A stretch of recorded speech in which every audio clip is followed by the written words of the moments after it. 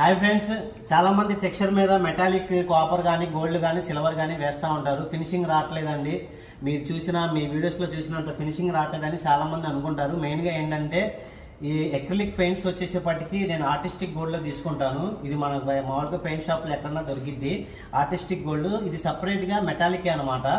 So మనం ఏంటంటే ఇది అప్లై చేసేటప్పుడు వాటర్ అనేది ఇందులో కలపకూడదు, డైరెక్ట్గానే అప్లై చేయాలి. ఇది చూడండి ఎంత చిక్కగా ఉందో, నేను చూపిస్తున్నాను ఒకసారి ట్రైలో.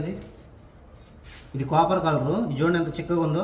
సో డైరెక్ట్గానే మనం ఇలా స్పాంజ్కి తీసేసుకోవాలి, వాటర్ అనేది మిక్స్ చేయకూడదు. సో అప్పుడే మనకి డిజైన్ అనేది మంచి షైనింగ్గా సింగిల్ కోటింగ్లోనే మొత్తం కవరేజ్ అనేది వస్తుంది.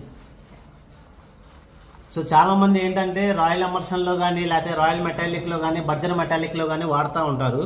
సో ఈ మెటాలిక్ పెయింట్స్ అనేవి వచ్చేసేపాటికి మన లోకల్ బ్రాండ్స్లో తీసుకుంటేనే మనకి మంచి కలరింగ్ కానీ అవుట్పుట్ కానీ థిక్నెస్ కానీ ఫినిషింగ్ కానీ ఉంటుంది. సో ఫ్రెండ్స్, చూశారు కదా ఈ వీడియో.